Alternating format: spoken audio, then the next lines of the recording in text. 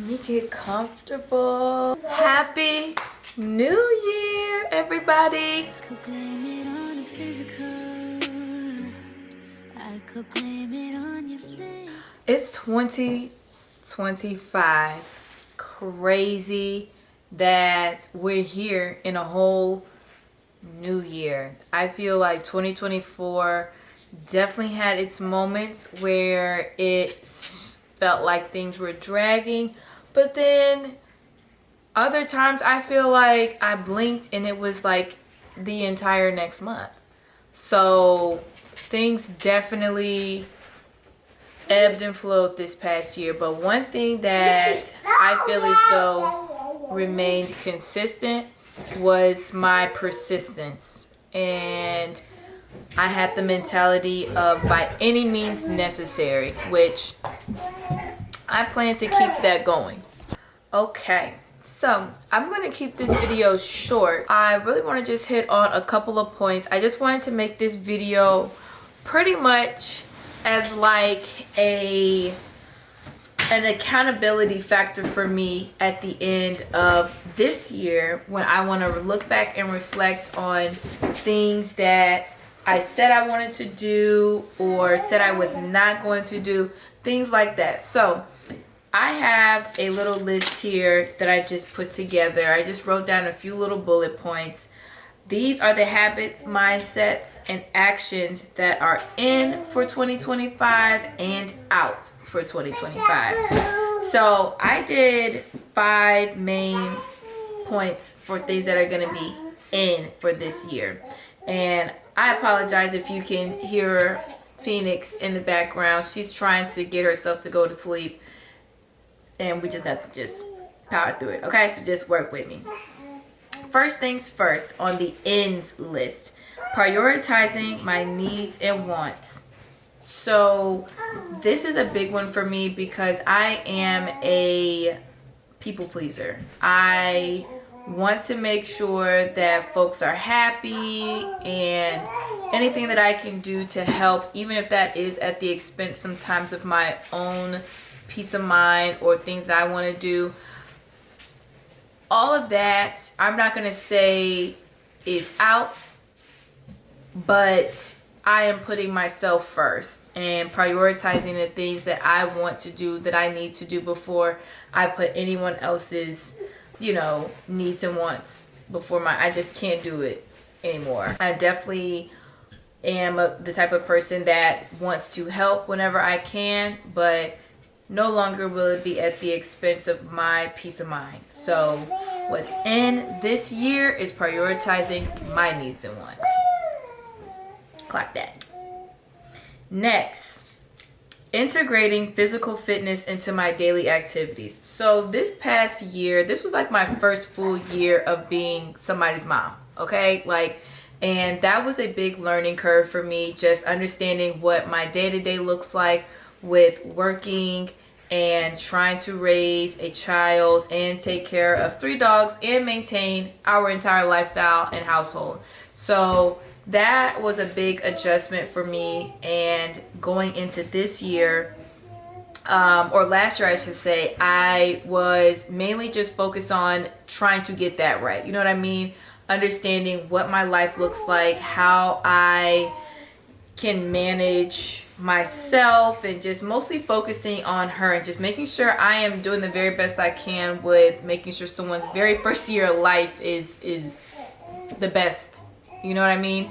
And so now that I feel like we've gotten a nice battle rhythm going, I know more things about myself, work, I see how I can manage that, and just making sure that I'm keeping myself mentally sound so that I can continue to do the very best in other aspects of my life. That was my focus. And so now this year, I want to make sure that I am incorporating physical fitness into my daily activities. I consider myself a fairly active person, but over this last year and some change, I just have not. I've been trying to go running or go to the gym and do things like that. But because I just hadn't gotten a rhythm going, I know realistically, and that's another thing, is keeping my goals and aspirations realistic. I know that realistically I won't be able to necessarily go into my gym every day or every other day, but I do have time throughout the day to prioritize getting outside, not just when I'm walking the dogs, because that's something that I have to do. Like, I have to walk them, and so outside of their routine of walking, getting outside to take a 30-minute walk, doing some indoor, exercises and things like that. That's what I'm gonna start incorporating. I have the space to do that, to pop on the TV and put on a yoga or a Pilates video or just like a HIIT exercise routine throughout the day. So that is something I'm gonna prioritize, because I want to start feeling good from the inside out. And I know that I've been mentally going through things and getting stronger mentally. And so I want that to start showing in my physical features as well. Like, really feeling that my body is healthy, strong, and things like that. So that's my next, bucket on the item on the list for this year. The next item on my list of to-dos is exercising my creative outlets. So what does that mean? I love to sew. I love to create. So this year, I would like to start exercising my creative outlets by sewing more, taking classes like, ceramics or just other sorts of artistic things that I can do, because that helps me to relax. Whenever I'm sewing, it forces me to not think about anything other than what the task is, and it just also helps me to release any pent up anxiety or just stuff. I'm just able to create something from scratch and see an end product, and that just makes me feel like, okay, I've gotten that out of my system. Now I can go on and do whatever else is next. And so I'm going to start exploring what other areas of art that I can start using for creative outlets and things like that. So that's another item that's on the list. And I think that that's another way for me to expand my network, start meeting other people and things like that, because I have a very small group of friends, and I don't have what you call a best friend, but I definitely have a good group of, friends around me. But again, as I'm getting older and my life is just moving in certain directions, I want to make sure that I continue to build that core group and network of people around me that are my peers and in places that I want to be in. Which brings me to my next point, which is strategically placing myself in rooms, environments, and around people that will help me grow, develop, and in general are people that are in places I want to be in. So that's another thing. I work from home, and working from home can definitely be super, super comfortable, but there are times where, getting out and interacting with your coworkers and people, it's good. It's good to be around other folks that are doing the same thing that you're doing. You can kind of, talk to people in person, and there's nothing like that, in-person interaction. So I am going to continue to put myself in certain places and spaces where I know my folks are. You know what I mean? Because I definitely, in the past have put myself in rooms with a bunch of dust mites. And it's like, you do not want to be in a room full of dust mites, because when you come in there pressed and clean and you got a little dust mite, and some dust mites are hard to shake, and so it's just best to stay away from those people, places, and things like that. So again, we are moving into a whole different era, mindset, and that's just what time it is. So that's where I'm going to be. All right. And then finally, I do have one other thing, but after this. So the next thing on my list is creating a space that is welcoming and inviting for when I'm ready to relax. And what does that mean for me? This space here, my house. So I absolutely love my home. I love the space that I've created for us, but I want to pay close attention to my bedroom, because that space has been the most my bedroom is the most unattended spot in my house. I have paid the least amount of attention to it as far as getting it decorated, making it feel like how I want it to. I have a bed in there, I got some curtains up, shelves, things like that, but it's just like, what are we doing here? It's not like when I walk in, I'm not like, oh, I just love my bedroom. It's not like that whatsoever. It's like, okay, yeah, this is my room, let me go here and lay down, get up, blah, blah, blah, blah. It's just not where I want it to be. And so my goal for this year is to get that space in a position where I feel relaxed when I enter. When I come in, I just feel cozy, want to lay down, a place for me to truly do my makeup and get ready. Because right now when I'm getting ready or doing my makeup, I do it in my bathroom. And that's not fun because there's no vanity in there. So I have this whole setup that I do, and it's just not comfortable. So my goal is to get myself a new vanity and just get my room in a place that feels relaxing, because that is where your mind actually goes. Your mind and your body go to physically relax and decompress from the day. And if it's not in a position or in a state that you can truly do that, how can you truly rest? How can you truly feel rejuvenated when you wake up? It just won't happen. So I'm going to get that room together. I got my daughter's room in a place where I think it looks good, it's comfortable, it's rearranged, it's growing with her as she's getting older, it's getting more into the more toddler-like layout, and so she's good.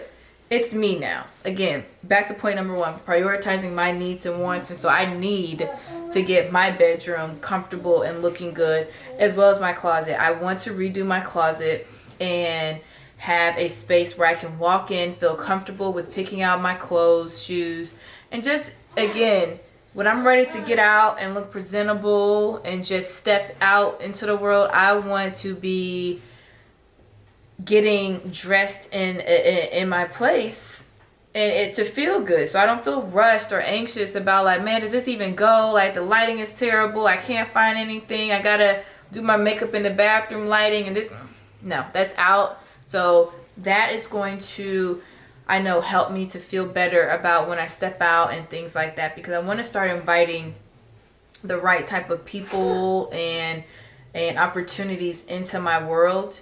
And that starts in-house, I believe. So I feel like I've done a lot of the internal mental work. And so now it's time for it to start to showcase on the outside. So, and the final thing that is in for 2024 or 2025 that I believe it got kicked up a lot in 2024 was my relationship with God. I grew up in a very spiritual house. We're Christian, and I think as you get older, not everybody, but for myself particularly, I always kept God at the forefront of things, but I didn't really start listening really to God until I had my daughter, and the relationships that I had really start to show what the true nature of them were. And I started to see this is what happens when you are not putting God first in things that you're doing, important decisions that you're making. When you start trying to lead yourself without consulting with God, it can really derail you, and there are consequences for that. And so I believe over this past year, I have stopped talking at God and started listening and started really understanding what my purpose is and what I should and shouldn't be doing and how I should start leading my life. And so going into 2025, I really want to continue to strengthen that relationship by any means necessary. I, take time to really sit and pray and to listen, to read and understand how certain actions and mindsets can truly derail what the plan is and what God has set for me. And I truly feel as though that since I've taken off the controller hat, thinking that, oh, I'm gonna do this or I know how to do that, everything has started to open up.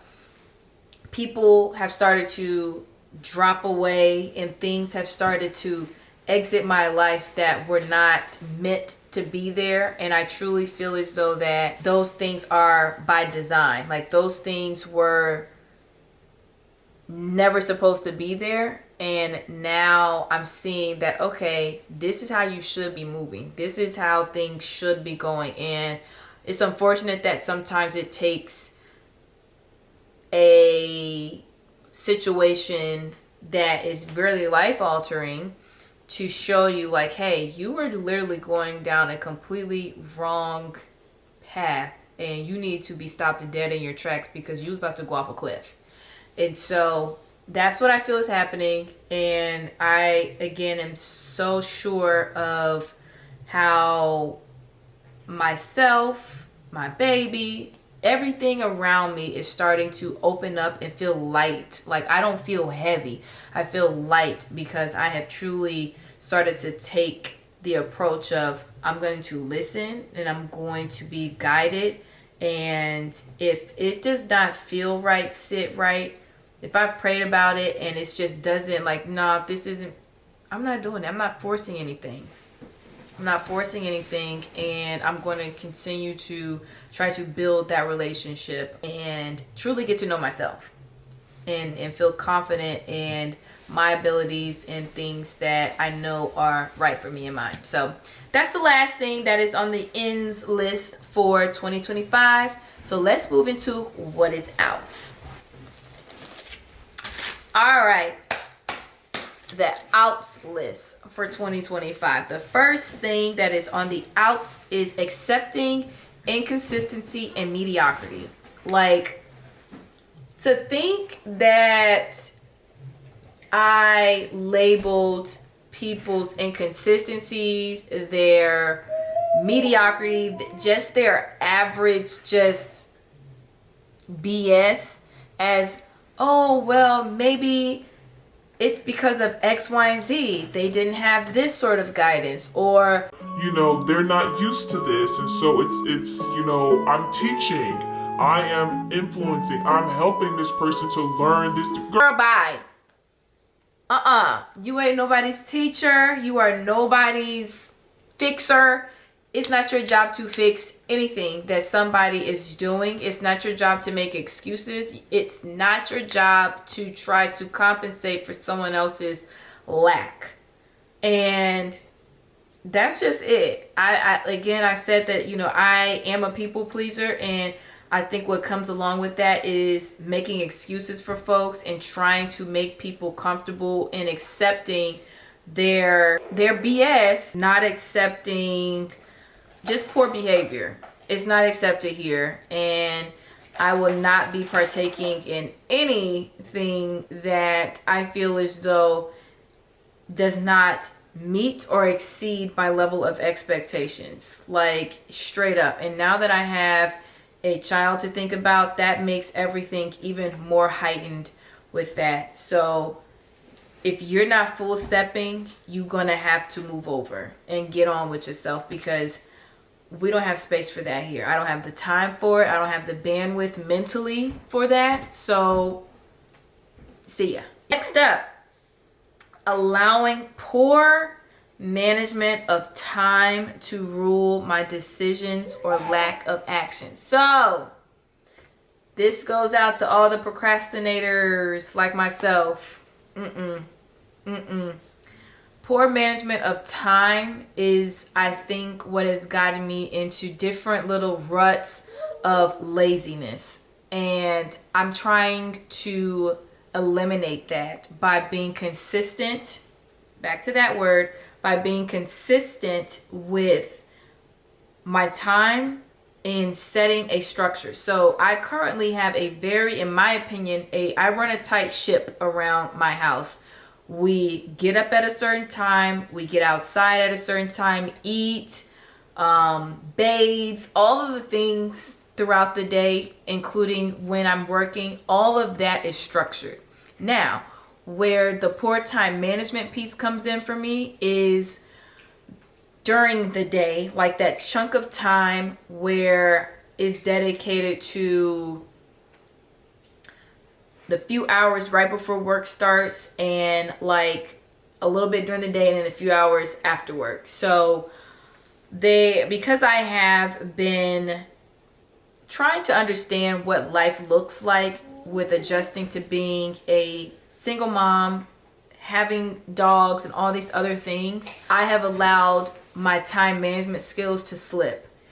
And that has affected me in the way of trying to hurry up and complete certain tasks, when if I would have managed my time better earlier, I would be able to relax and I would be able to sleep better and function better.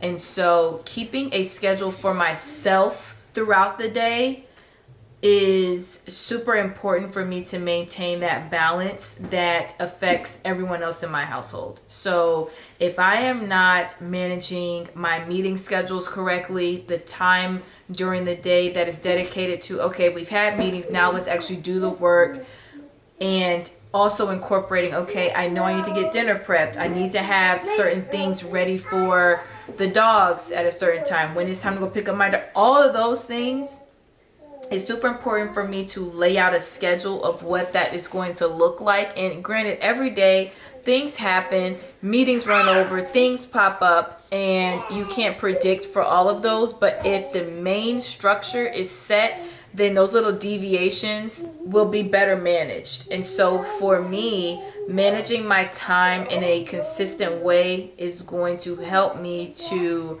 make sure everything else in my life functions in a way that seems seamless.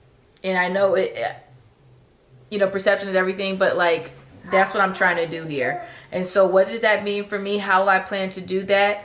By literally, I'm a writer. I love to write my tasks down. And so I have a notebook. I have tons of notebooks everywhere, but I have a planner that I have filled up this year almost, but in 2024, but keeping a actual daily planner, that's something that I have to take pen to paper to and make physical checklists, is how I keep my things in order. And also utilizing my technology. So my alarms and things like that help me to stay on track with things. So including certain alarms throughout the day, like, hey, this is what your meeting schedule looks like so far this week. These are the blocks of time that you have to do X, Y, and Z. Book it out, fill it in, and start executing. And so in my space, in my room, what I am going to include in my room now is a calendar where I have everything from work, like important work meetings or like items, to my personal back end stuff, like what do I need to do for the week? Is it meal prepping and you go to the grocery store? Do I need to do this task, that task? Those things will be all on this like one encompassing calendar. So when I wake up in the morning and I'm getting ready to leave my room, I see like, okay, these are the major items on my checklist that I need to make sure I'm tracking, keeping a record of it in my phone, and also translating that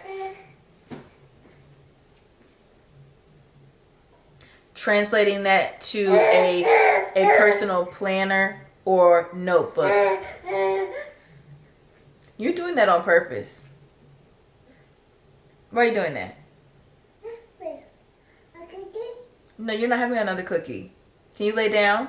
Okay, so the next item is ruminating over past, present, future happenings. And so rumination is a word. Rumination is a word that I learned.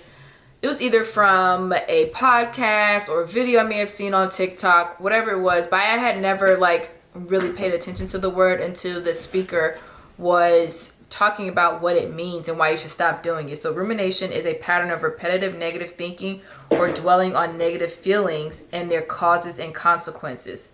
Worrying about the future, replaying past events, trying to predict how something will turn out, turning the same thought over and over and over. I definitely do that by being an overthinker and just thinking about what I should have done, what I could have done, and just thinking about how certain behaviors and things and just stuff that I've done, just replaying those constantly. The rumination would be super bad for me at times when I started thinking about just my life and certain choices I made and literally how they're affecting my daughter, and thinking about what is going to happen and how it might affect her and just things like that. And it's like, girl, stop. All of that negative stuff is only going to breed more negative things. Like, that is what breeds more of those negative bad thoughts, is by you constantly thinking about them and just coming up with these fake scenarios. It's just like, nothing like that is going to happen, okay? Relax. It's fine. You're fine. Everything is great. You are living a beautiful, wonderful life. Your baby's happy, healthy, and doing well. So just cut it out. Just cut it out. And so all of that sort of stuff, the rumination, that's out. And if you're one of those people that tend to overthink and go down the path of, oh my God, what if this could happen? Or, oh my goodness, what if this, what if... Just stop, because that is only going to continue to breed those thoughts, and you're never going to escape that line of thinking. So that mindset, out of here. Next. And the final thing that I have is, it's the mindset of thinking like, if I do this, no one's going to come. Or no one's going to support this, or no one's going to care, or no one's going to think about it or look at it. Just do it. I really love hosting parties. I really love being around people. I really love just the entertainment piece, but I've kind of pushed it off because of the fact that I feel, and this goes back to my own sort of insecurities with thinking about, you know, what people may think or say. And with me loving to host parties, loving to just make everyone around me just feel good and special and things like that, just dropping that, like, if no one comes to an event that I want to host, or if, you know, people may not like a certain video or things like that, screw it, who cares? Even if only one person shows up, one person likes it, one person views it, that's still one person. And you're not doing it for the masses, you're doing it for the people that you care about. And so going into this year, I would like to host more events and just bring people that are in my little circle close, and just having those moments that I can share with others and just be around people and doing exciting and fun things. Like, we're all in these different stages of our lives, and you know, we get so wrapped up in the day-to-day, and you know, there's the monotony of just doing the same thing and not really coming up for air. I want to, you know, host things or do things with people that give folks that time to just say, okay, I'm not thinking about this stuff at work, or I'm not thinking about what's going on in my personal life. I just want to be here. I want to be where my 2 feet are and enjoying this moment. And so I want to create those sorts of moments for my people that are around me. And, you know, getting rid of that thought of, but what if they don't come? Or what if, you know, this doesn't work out of that? Screw it. Just do it. Doesn't matter. It'll be fun either way. You'll learn something either way. So that's what I'm doing. And that's it. Those are my ins and outs list for the year 2025. And I am so grateful and thankful for everything that I learned in the past year, because it truly has prepared me. It's shown me what I'm capable of. I feel like I have a rejuvenated sense of like confidence, self-worth, purpose, all of those things. Like I just feel excited about my life and where things are going. I definitely did not truly putting myself first and valuing all of the greatness that I am at a time. And so this past year has shown me and kind of woke me back up to the, hey, boo-boo, clock in, lock in, get out of that, okay? Because you got some stuff going for yourself. You truly are a divine creation, and I feel that way. So we're going to start walking the walk, and that's it. Sorry for that, you guys. My actual camera got a little too hot, and it shut off.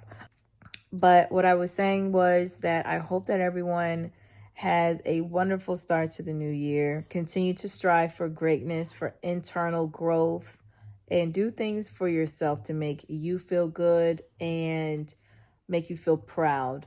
And that's it. I hope you all have a great day wherever you are in the world. And we'll see you next time. And Happy New Year.